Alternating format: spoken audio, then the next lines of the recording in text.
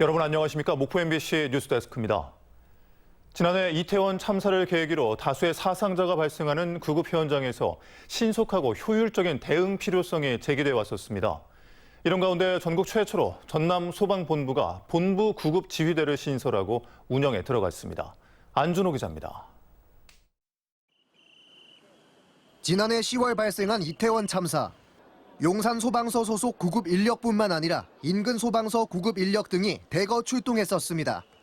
하지만 현장이 아닌 119 종합 상황실에서 구급 활동을 총괄 지휘하다 보니 신속하고 효율적인 대응이 쉽지 않았습니다. 이태원 참사를 계기로 소방청은 재난 현장 총력 대응을 위해 상시 출동 가능한 구급 지휘팀을 추진하기로 했습니다. 이에 전국에서 최초로 전남 소방본부가 본부 단위의 구급 지휘대를 신설하고 본격 운영에 들어갔습니다.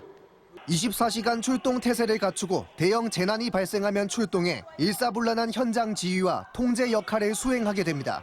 다수 사상자가 발생하는 재난 현장에서 보다 신속하고 효율적인 방식으로 대응하기에 최선을 다하도록 하겠습니다. 구급 지휘대 인원은 6명으로 다수 사상자 관리를 위해 임시 의료소 설치 운영을 총괄하며 재난 응급 의료 지원 관리 업무도 맡습니다. 새롭게 출범한 본부 구급 지휘대에는 응급구조사 1급 자격과 간호 자격을 갖춘 대원들이 선발됐습니다. 평상시에는 보다 향상된 구급 서비스 제공을 위해 각 소방서 119 구급대 교육과 훈련도 담당하게 됩니다. 현장에서 저희가 지휘, 통제 또는 우리 역할을 해줌으로써 구급대원들의 어떤 보호막이 될 수도 있고요. 전남 소방본부는 다수 사상자 현장 대응 역량을 높이기 위해 재난 상황을 가정한 훈련도 더욱 늘려나가기로 했습니다. MBC 뉴스 안준호입니다. 전남 민주시민토론학교 학생들이 국외 탐방 두 번째 도시인 독일 베를린에 도착했습니다. 학생들은 문화 교류를 위해 현지 교육시설을 방문하는 등 바쁜 일정을 보내고 있다고 합니다.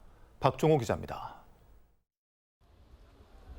독일의 9년제 국립중고등학교인 카놀리움 김나지움. 독일 학생들이 전남 민주시민토론학교 학생들을 반갑게 맞아줍니다. 독일 학생들은 신아리랑을 피아노 등으로 공연했고 한국 학생들도 준비한 공연으로 화답했습니다. 환경도 언어도 다르지만 서로에 대한 관심이 큰 듯 서먹함도 있고 금세 친해졌습니다. 학교 생활의 만족도가 높은 것 같아서 저희 나라의 교육의 방향도 생각해보는 기회를 가지게 되었습니다. 카놀리움 김나지움 인근에 있는 노도 밤나무숲. 카놀리움 김나지움과 환경보호단체가 탄소 중립 실천을 위해 나무를 가꾸고 숲을 보존하고 있는 장소입니다. 나무가 가지고 있는 탄소를 측정해 기록하고 동물들이 살아갈 환경을 제공하고 있습니다. 우리나라도 독일처럼 이렇게 자발적으로 환경을 위해 힘쓰고 교육하는 일이 많아졌으면 좋겠다고 생각했습니다. 학생들은 베를린 공대 등 현지 유학생들을 만나 교육 과정은 물론 유학 생활에 대한 궁금증도 풀었습니다. 우리나라의 제2외국어 교육은 범위도 한정적이고 일상생활에서 쓰이기 어려운 부분이 있다고 생각하는데 독일에서 배우는 것은 일상생활에도 연계가 될 수 있고 짧은 시간 정들었지만 금세 헤어지는 걸 아쉬워했던 한국과 독일 학생들. 기후위기에 대응하기 위한 교육 정책과 독일의 다양한 교육 과정을 살펴본 학생들의 시야와 지식은 한층 더 성장했습니다. MBC 뉴스 박종호입니다. 초중학생들의 창의력을 높이는 무한 창의나래 페스티벌이 열렸습니다. 갯벌 생물을 위한 친환경 놀이동산을 만드는 과제가 주어졌는데 학생들의 다양한 상상력 함께 보시겠습니다. 서희령 기자입니다. 고무밴드로 만든 점프대 위로 떨어진 유리 구슬이 연달아 튀어오르고 다른 구슬은 파란 수직 번지 점프대 속으로 빨려 들어갑니다. 또 다른 참가팀은 무게중심을 활용한 시소를 만들었습니다. 갯벌 생물들을 위한 친환경 놀이공원입니다. 낙지가 재밌게 놀 수 있는 놀이동산 같은 걸 만들기 위해서 시소랑 번지점프하고 회전력을 이용하는 기구를 만들어봤어요. 초, 중 등 41팀이 참가해 창의력을 겨룬 무한 창의나래 프로젝트는 올해로 3번째. 갯벌에 설치할 놀이기구를 주제로 열린 대회는 필수 활용 재료가 더해지며 난이도가 높아졌습니다. 롤링볼 구조를 활용해 협동 작업을 통해 과제를 완성해가며 성취감을 맛봅니다. 이 플랫폼을 자르고 붙이고 할 때 내가 생각했던 걸로 되면 매우 즐겁고 좋아요. 단순한 도구를 활용해 탄성력과 회전력 등 과학 원리를 창의적으로 활용했는지가 평가의 관건입니다. 창의력은 챗 GPT나 인공지능과 함께 살아갈, 미래를 함께 살아갈 우리 아이들에게 꼭 필요한 역량인데요. 오늘 이런 행사를 통해서 우리 아이들에게 그와 같은 역량들이 길러지기를.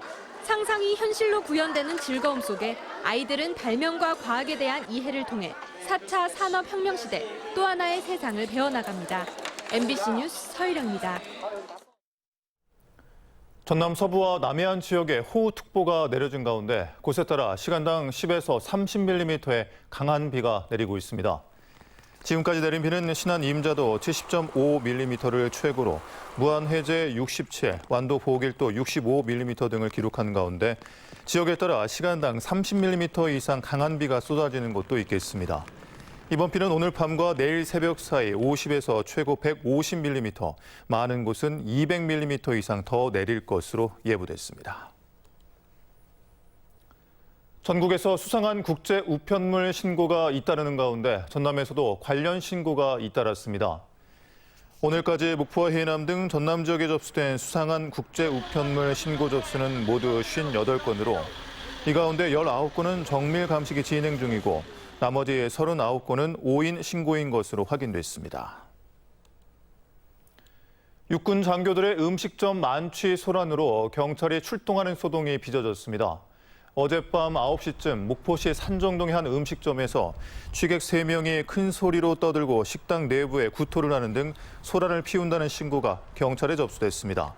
현역 육군 대위들인 이들은 이미 동행 형식으로 출동한 경찰이 보호 조치한 뒤 술이 깨자 훈방됐습니다.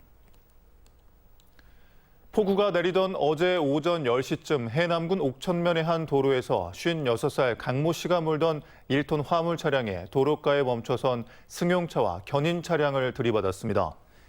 사고 당시 화물차 운전자 강 씨는 면허 취소 수준의 음주 상태였고 사고 여파로 화물차에 실려있던 적재물이 도로에 떨어지면서 이 구간 교통이 30여 분간 통제됐습니다. 광주지법 민사부는 모 재단 법인을 비롯한 토지 소유자 5명의 한전을 상대로 낸 부당이득금 반환 소송 항소심에서 원고 일부 패소한 원심을 깨고 승소 판결했습니다. 법원은 판결문에서 토지 소유자들이 송전선 설치로 법정 이격거리에 건조물을 설치할 수 없어 7천여만 원의 부당이득금을 지급하라고 판결했습니다.